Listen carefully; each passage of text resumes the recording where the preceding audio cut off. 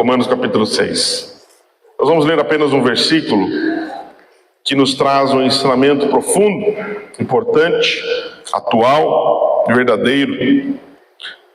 Romanos 6, verso 4, minha versão aqui é revista atualizada, o texto diz assim: fomos, pois, sepultados com ele na morte pelo batismo, para que, como Cristo foi ressuscitado dentre os mortos pela glória do Pai, assim também andemos nós em novidade de vida. Quero falar com você sobre reflexos de uma vida nova. Amém? Você pode tomar teu assento, por favor? Reflexos de uma vida nova. Poucos dias nós tivemos batismo nas águas. Recebemos aí 6 novos irmãos, 6 novos membros. Glória a Deus por isso, né, irmãos? Que alegria. A família vai crescendo, né? De forma muito breve, irmãos, eu quero apenas falar com você.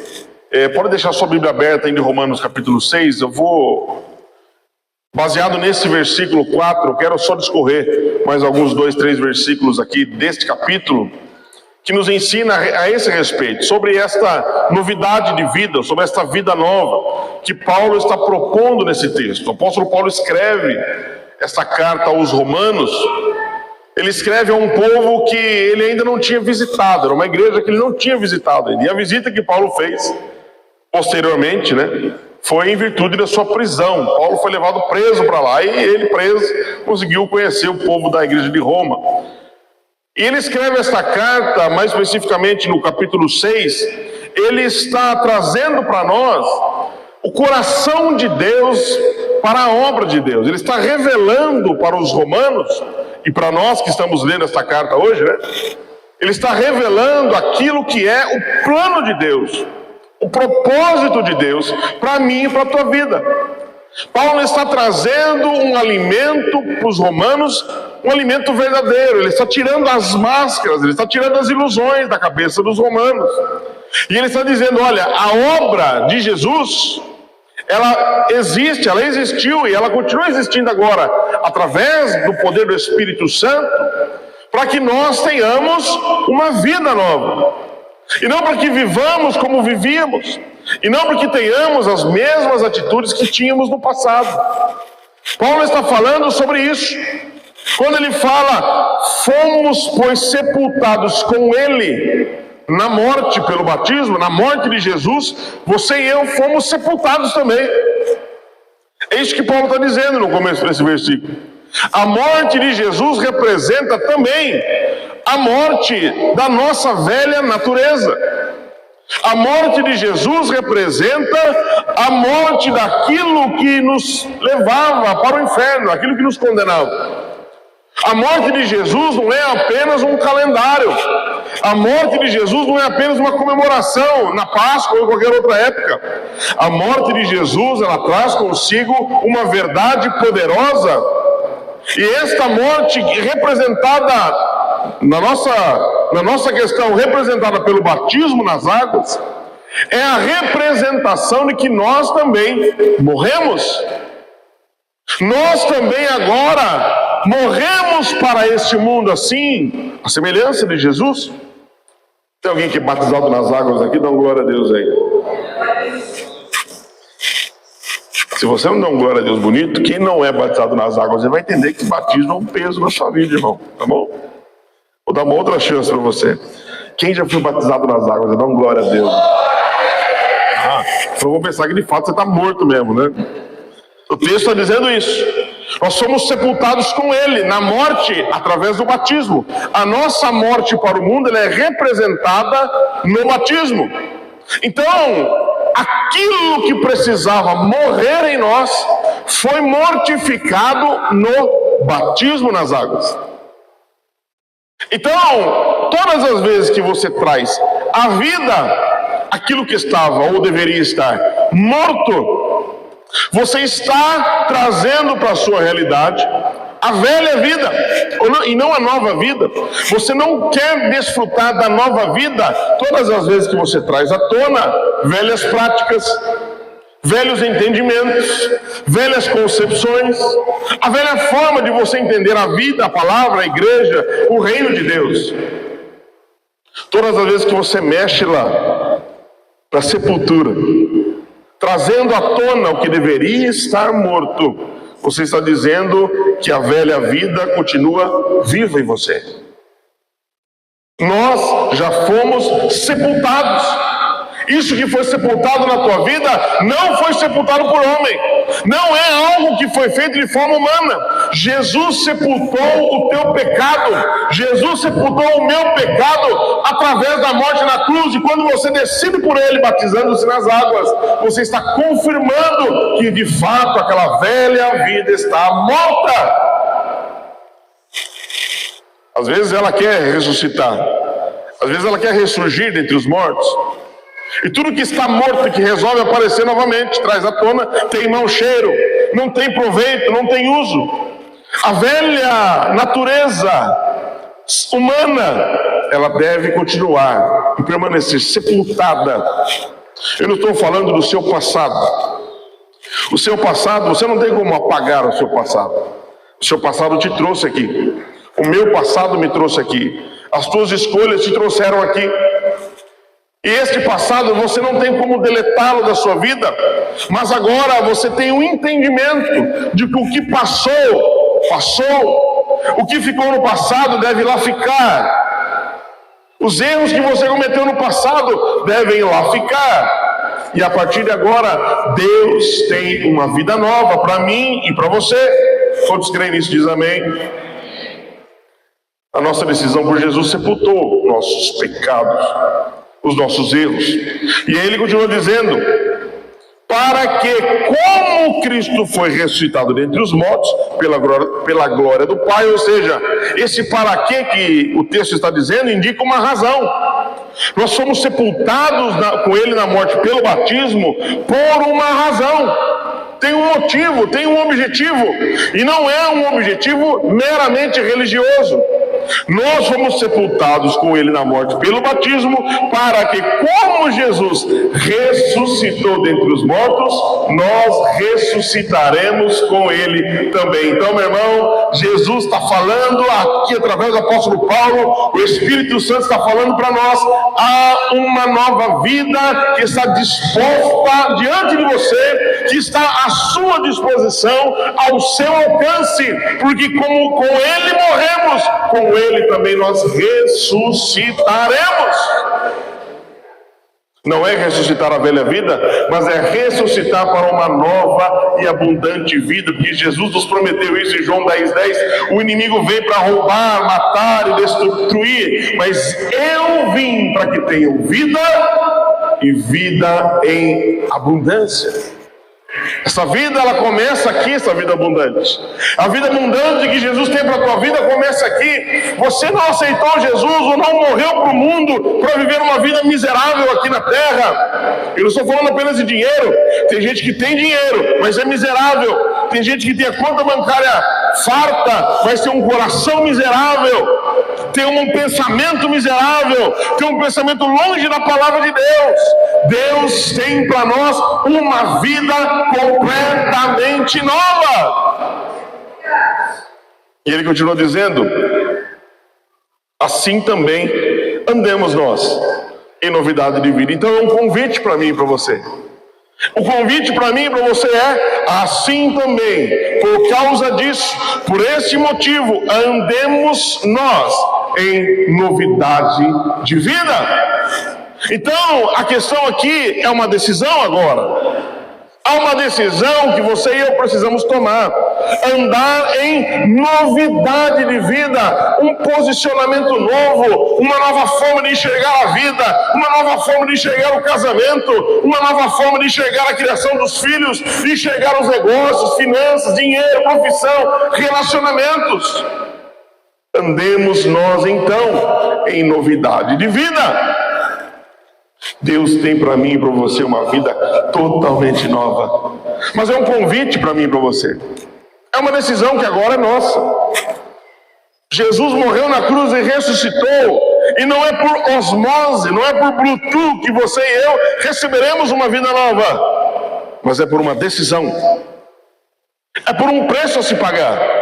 E essa carta aos Romanos, no capítulo 6, Paulo vai falando sobre os reflexos de uma vida nova, e eu separei aqui alguns versículos apenas para meditarmos.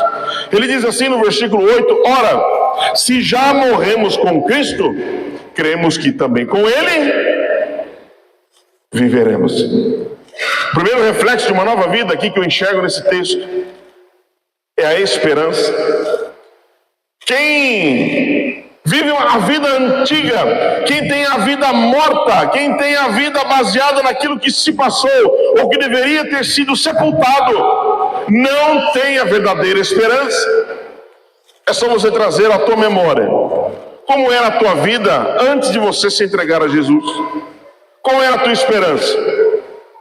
Ah, pastor, a minha esperança era acordar pela manhã, ter um cafezinho para tomar, ter um trabalho, vou trabalhar, ter um empreguinho, ter um salarinho no final do mês, ter lá o meu poisé para me levar e buscar, meu fusquinha, meu carrinho, para ir e voltar, sair do trabalho, voltar em casa com vida, que hoje em dia está difícil. Chega em casa, a família está ali, sentar à mesa, comer, dormir, e no outro dia começar tudo de novo. E quem sabe, os mais sortudos têm uma férias por ano de 30 dias pelo menos, e aí poder viajar pelo menos para a Serra Negra, para a Várzea Paulista, para Águas de Lindóia, quando somos mais abençoados. Talvez essa seja a sua esperança. Você acorda pela manhã, é fazer a sua rotina, é cumprir o seu dia a dia, é cumprir a sua agenda com o seu trabalho, muito bem, parabéns, você faz aquilo, deve fazer com zelo, com esmero. Talvez a sua esperança ainda esteja apenas nessa única situação. Muitos crentes ainda vivem com a esperança única e exclusivamente ainda sobre essa terra. E nada nos impede de termos esperança aqui.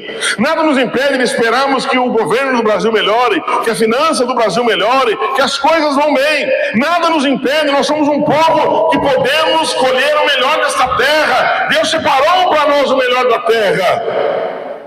Mas essa não pode ser a nossa única esperança. Aqueles que têm uma vida nova têm uma esperança nova também. Aqueles que têm uma vida nova têm uma esperança firmada na eternidade. Com Ele morremos, com Ele também viveremos. Há uma esperança eterna, fora deste mundo, que os nossos olhos não enxergam, que a nossa mente não alcança, mas ela continua viva, porque quem garantiu tem nome e sobrenome, o nome dele é Jesus Cristo, nosso Senhor. E ele não é corrupto. Por isso Paulo fala aos Coríntios, 1 Coríntios 15, 19: se a minha esperança, se a nossa esperança em Cristo, olha, ele não está falando para não crente aqui, ele está falando para você que deu glória a Deus aí, que batizou nas águas, está falando para você e para mim. Se a nossa esperança em Cristo se limitar apenas a esta vida, nós somos os mais infelizes de todos os homens.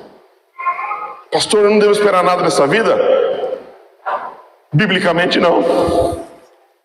Porque o que acontece nesta vida, fica nesta vida. Logicamente que aquilo que você planta, você colhe. Aquilo que o homem plantar, isso ele também se fará. Você planta aqui, você colhe aqui. Mas tem algo que nós plantamos aqui, que nós vamos colher na eternidade. Tem algo que você planta aqui, não é em outro lugar. E não adianta depois que morrer pedir para alguém fazer alguma coisa para você. É enquanto você está aqui. Quando você planta a sua vida no altar do Senhor, quando você planta a sua vida na presença dEle, quando você decide viver esta nova vida em Cristo, há um reflexo na vida eterna. E esta é a esperança do crente.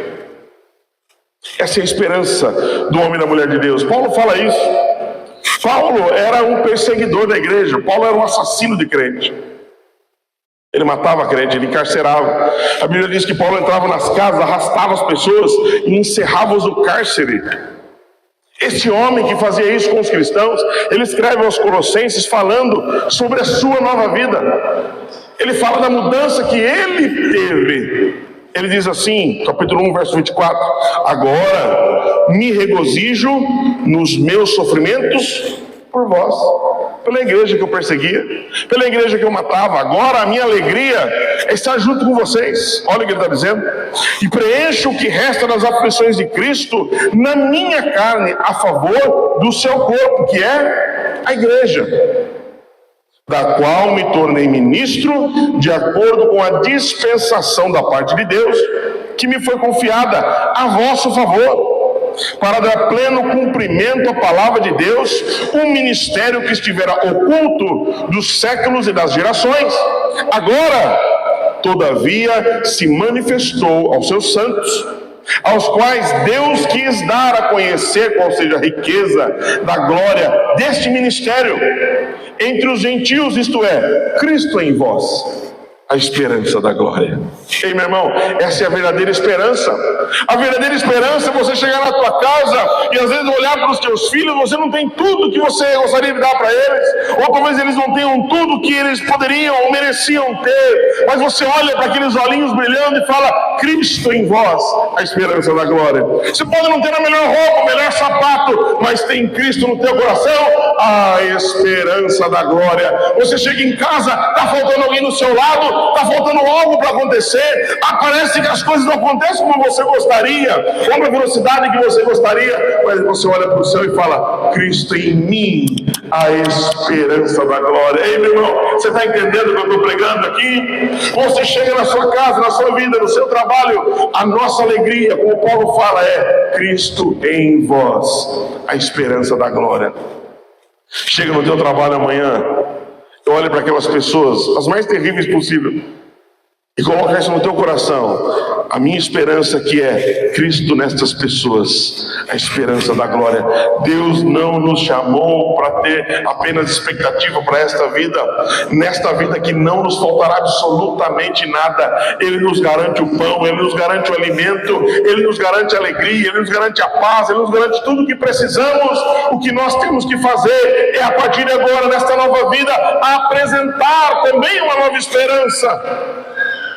Porque senão as pessoas vão olhar para nós e vão falar: bom, ele batizou, ele é crente e não mudou nada, então a velha vida compensa, a vida antiga compensa, a vida que eu vivo é melhor do que a dele. O cara é crente, antes de ser crente ele sorria, antes de ser crente era balada, antes de ser crente era festa, agora só vê sisudo, cara fechado, não vai para lugar nenhum, não faz mais nada, não fala com ninguém. A questão aqui não é eu falar para você que roupa você tem que usar, irmã. A questão aqui não é eu dizer para você se você deve beber ou não beber bebida alcoólica. A questão aqui não é se eu falo para você ou não, se você deve ir para tal lugar ou não deve, andar com tal pessoa ou não. A questão é você entender que um dos reflexos de uma nova vida também é a renúncia. E renúncia não é renunciar apenas o que não pode, porque renunciar o que não pode é fácil. Renunciar, bom, eu vou renunciar à bebida alcoólica, porque na minha vida, na minha família, eu sei que bebida alcoólica é um problema. Então eu vou renunciar a isso. Que legal, ótimo, isso é bom. Eu estou aqui para dizer para você o que você tem e o que não tem que fazer. Quem faz isso com você é o Espírito Santo. Eu nem sei porque eu estou falando isso. Alguém precisa ouvir. A questão não é o que eu tenho para dizer para você, de você renunciar ao que é proibido ou ao que não é proibido. A questão é, por amor a Cristo, eu renuncio até o que eu posso fazer. Olha o que diz no versículo 10: pois quanto a termos morrido de uma vez para sempre, morreu para o pecado, mas quanto a viver, vive para Deus. É uma renúncia, é renunciar até aquilo que nos traz prazer, por amor a Cristo e por amor à obra. Porque senão nós vamos desassociar a obra, que é a igreja, a noiva, do noivo. E nós não temos esse direito. A igreja é a noiva. A igreja faz parte da obra. É pela igreja que o evangelho chega na terra. Você e eu não temos o direito de apontar, de questionar ou de criticar a igreja. A igreja é santa. Os homens que a fazem, eles são imperfeitos. A igreja é santa. A obra é santa, o propósito é santo, e por esta obra, por esse propósito, eu renuncio até aquilo que me traz alegria. Eu renuncio por amor a esta obra, por amor a almas, por amor a vidas. Eu renuncio a alguns prazeres que eu poderia ter, que não são errados, são até bons, mas eu renuncio até momentos fora para estar aqui. Eu reservo o meu tempo aqui. Talvez alguém diga: ah, pastor, você está aqui todo domingo, toda quarta, todo sábado, porque você é pastor. Não, pergunta para minha esposa. Eu sempre fiz isso. Não é porque sou pastor. Ser pastor, irmão, é apenas uma confirmação de um chamado. Agora, se você é crente de verdade, você não troca este lugar aqui por lugar nenhum no mundo. Você ouviu agora há pouco aqui: eu posso estar 1000 dias em qualquer outro lugar, mas eu prefiro estar na casa do meu Senhor, que seja um dia. Prefiro estar na casa do meu Deus do que nas tendas da perversidade.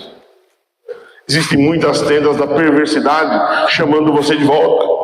Existem muitas tendas da perversidade chamando você: vem, dá um passo, vem cá, volta para cá. Olha o que você tinha, você está esquecendo. Olha o que você abriu mão, olha o que você deixou para trás. Nós continuamos aqui, vem aqui com a gente. E aí nós chegamos para você e falamos assim: Cristo em vós, a esperança da glória. Se é para viver, meu irmão, vamos viver para Jesus. Se é para sorrir, vamos sorrir para Jesus. Se é para chorar, vamos chorar por Ele e por aquilo que Ele também derramou as suas lágrimas. E digo mais, eu prefiro chorar por aquilo que Ele derramou o sangue dele. Vidas, almas. Ei, meu irmão, eu não estou aqui porque sou pastor, não. Estou aqui porque eu decidi viver uma vida nova. E se tem alguém aqui nessa manhã que decide viver uma vida nova, dá uma salva de palmas para Jesus. Dá um glória a Deus aí, meu irmão. Oh, aleluia.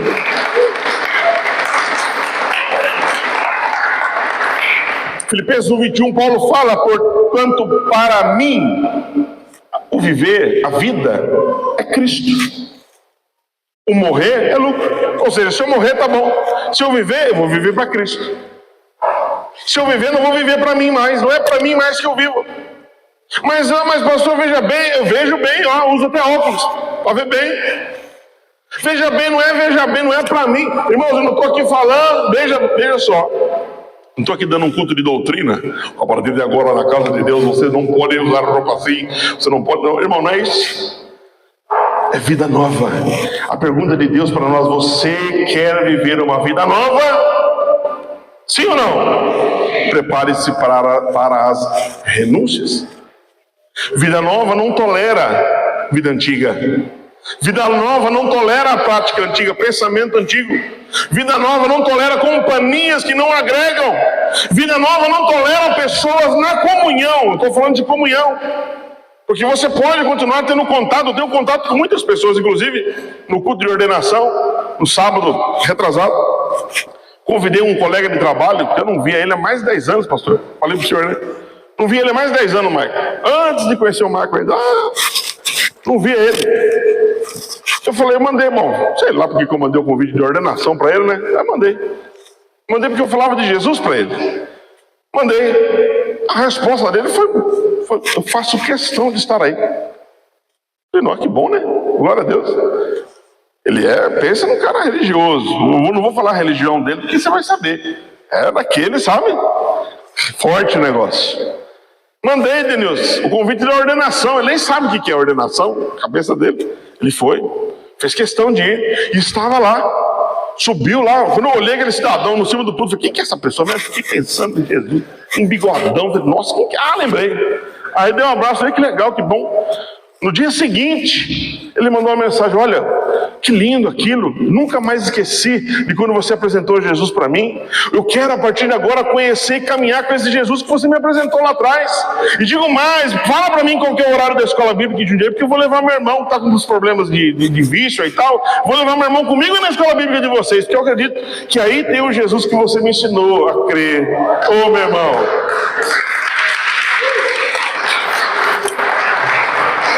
veja, se você no ambiente de trabalho quiser continuar com a vida antiga, paciência. As pessoas que estão ao seu redor estão clamando por água. E você tem rios de água viva fluindo do seu interior. Jesus colocou em você poder e autoridade.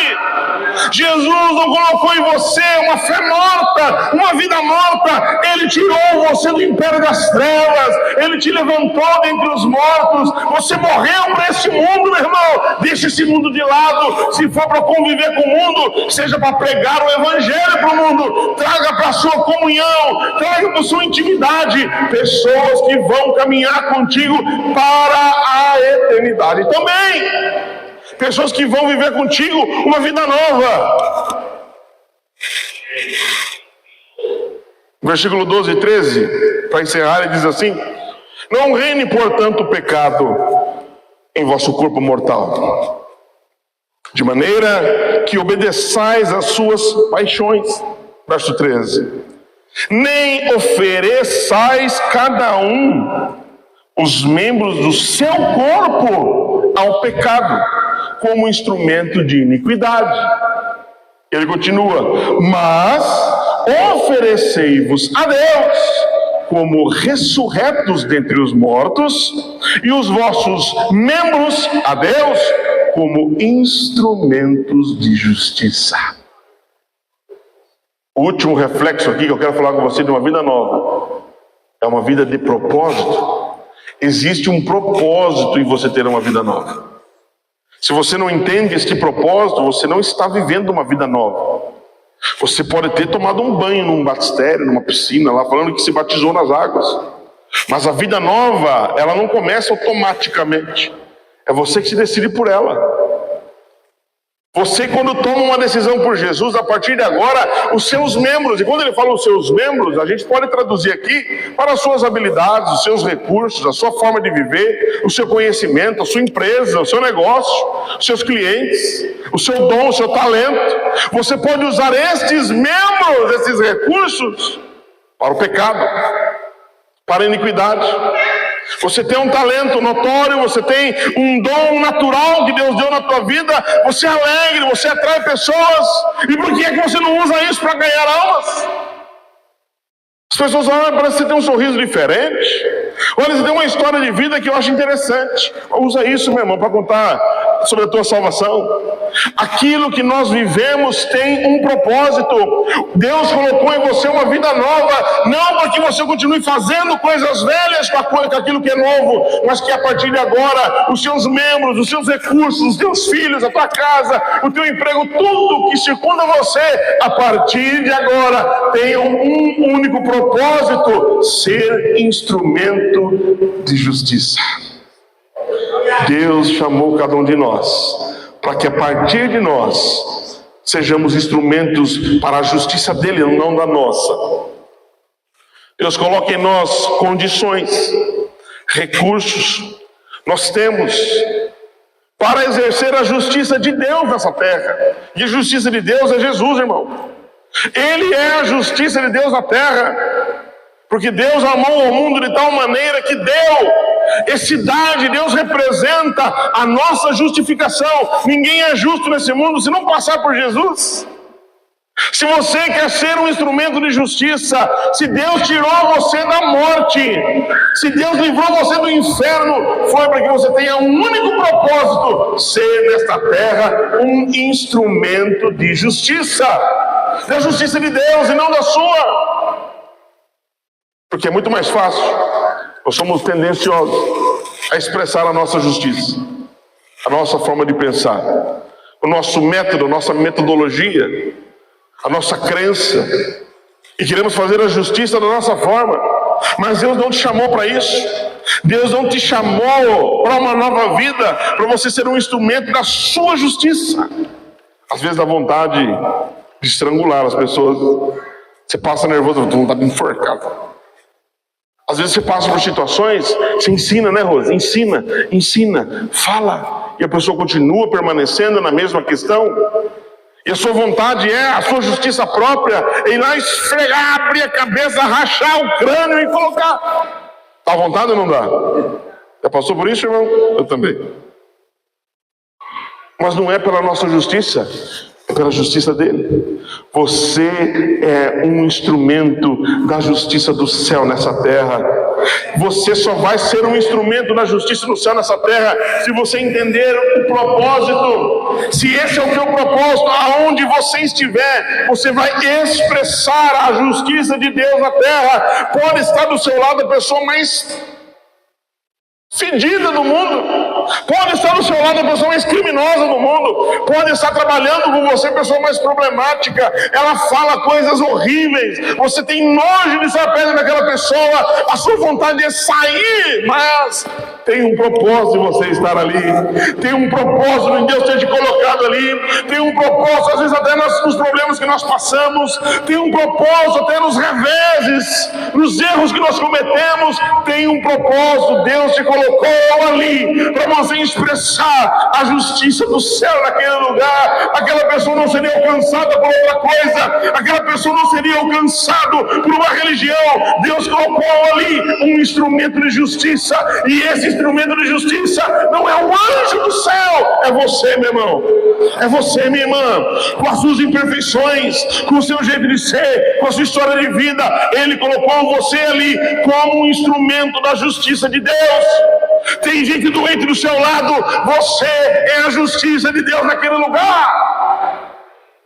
Não é assim, pastor Marquinhos? Pastor Marquinhos é farmacêutico. A pessoa chega doente lá, ele não dá remédio, não. Ele leva para a salinha, Danilson. E lá na salinha, meu irmão, o menino roda lá, sabe? Pastor. Tem uma unção na sala da farmácia. Mas é uma farmácia. E daí? O propósito qual é? Estou aqui porque eu tenho uma nova vida. Então, esta farmácia aqui vai ser um instrumento de justiça. Ei, meu irmão, Deus tem colocado sobre a sua vida bênçãos. Deus tem derramado sobre a tua vida oportunidades para que você exerça, Michael, lá com os teus clientes, ser instrumento de justiça. Deus faz a gente passar por lutas, irmã Leila, para sermos instrumentos de justiça.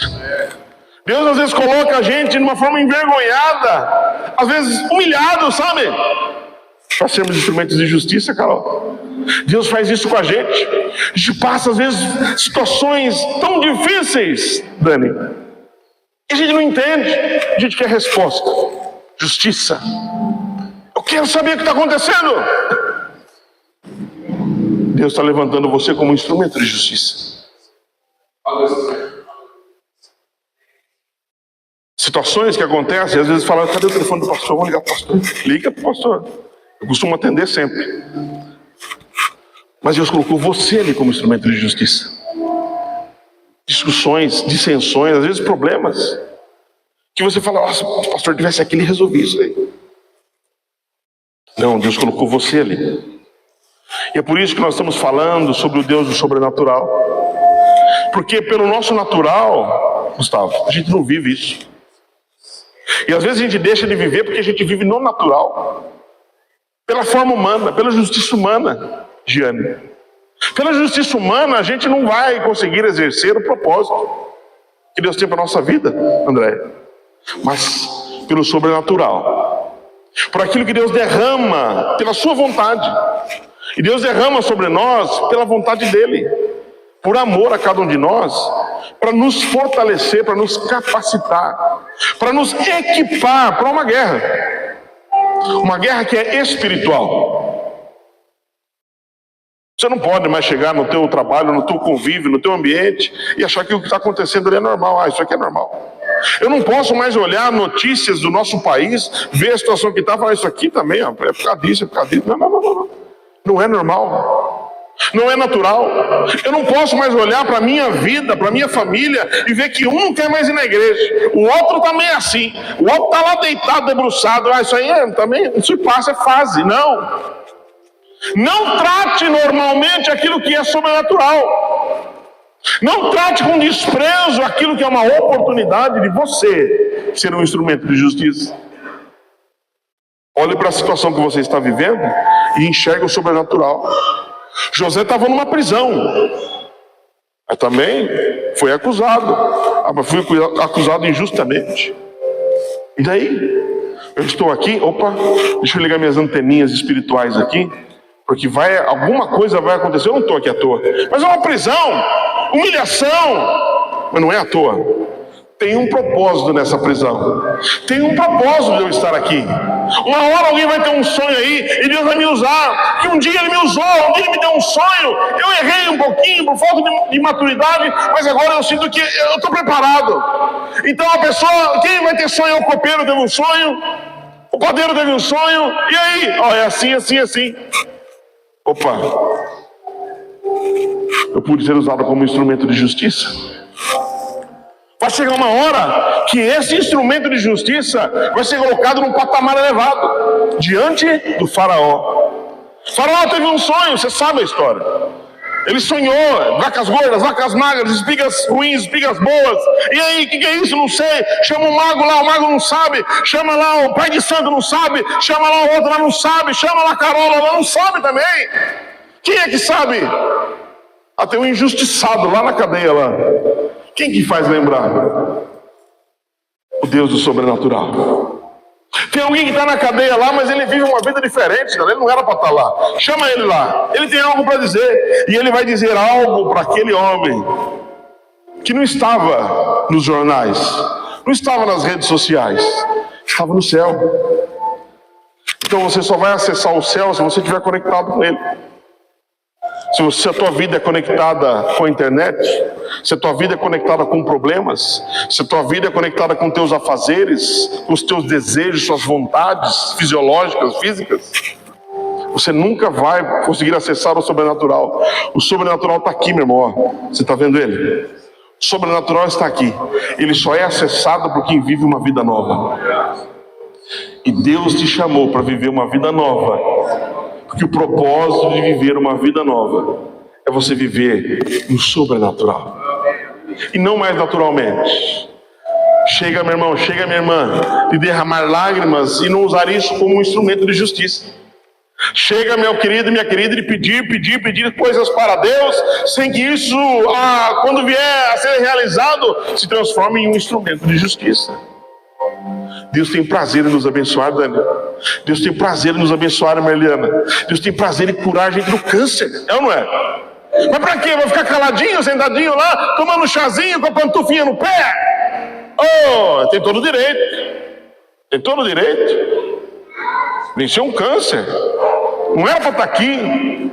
Falar, vamos cuidar, põe a pantufinha lá, vamos lá levar uma lasanha para ela, vamos cuidar dela. Tá lá. Seu Eliseu, caiu, foi atropelado. O que falta no seu Eliseu, não? Um meteoro? Nem isso é capaz de parar o seu Eliseu. 81 anos, atropelado, tá lá. Ele participou do curso de dons na sexta e no sábado, lá só aqui com a mãozinha levantada. Ele já estava vendo o sobrenatural. Porque a nossa vida aqui ela é tão pequena, tão rasa. E como disse Paulo, o apóstolo Paulo, se a nossa esperança nesse mundo fosse apenas nas dores que eu sinto, fosse apenas os desejos que eu tenho para realizar, eu seria o mais infeliz dos homens. Talvez você é a pessoa mais infeliz da tua família, mesmo sendo crente. Talvez você é a pessoa mais infeliz do teu ambiente de trabalho, e o único crente lá é você. As pessoas estão se deleitando no pecado, estão mais felizes do que você, indo para o inferno. E Jesus chamou você para ser um instrumento de justiça. Deus está falando com alguém nessa manhã. Há um ambiente sobrenatural para você acessar. Há um ambiente sobrenatural que você não tem. Você não tem contato com ele, não é por falta de fé, porque você não entende. Talvez porque você não acredita, ou talvez porque nunca foi te ensinado. Nós estamos vivendo isso. Mas tem algo para você viver.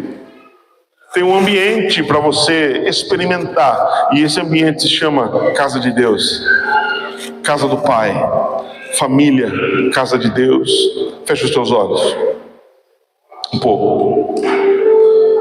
Deus está agindo aqui em nosso meio. Deus chamou você aqui hoje para você ouvir uma palavra de vida nova. Mas pastor, eu já sou crente. Vida nova. Cristianismo novo. Fé nova. Aviva a tua fé. Reanima o teu espírito. Vive aquilo que Deus tem para a tua vida. Levanta a tua cabeça. Levanta dentre os mortos, desperta tu que dormes. Há um ambiente sobrenatural, não diz respeito a uma denominação, não diz respeito a um ambiente de culto apenas, há uma vida sobrenatural, há um ambiente sobrenatural. Você foi levantado por Deus para ser um instrumento do céu na terra. Você foi levantado por Deus para viver o sobrenatural no meio das duas questões. Se coloque em pé. E por um instante feche os teus olhos e erga uma adoração a Deus agora. Inicie uma adoração. Comece a falar com Deus. Se você ora em línguas estranhas, é a tua oportunidade. Nós temos esse tempo. Mais alguns minutinhos eu já encerro o culto. Mas eu não posso encerrar esse culto sem permitir que você acesse o sobrenatural. Você não vem assistir culto, você vem cultuar. Então levante um clamor em adoração. Quanto tempo faz que você não fala um glória a Deus? Há quanto tempo você não fala um aleluia? Ei, meu irmão, há quanto tempo você não acessa os dons espirituais? Você já teve experiências? E há quanto tempo você está adormecido? Esse é o ambiente. Esse é o ambiente que Deus te chamou para viver uma vida nova. Esse é o ambiente que Deus separou. Este é o dia que Deus separou para que você fosse reanimado, reanimada, reavivada, reavivado na presença dele. Então comece a falar com Deus, comece a dizer que ele é santo. Se você ora em línguas estranhas, faça isso agora.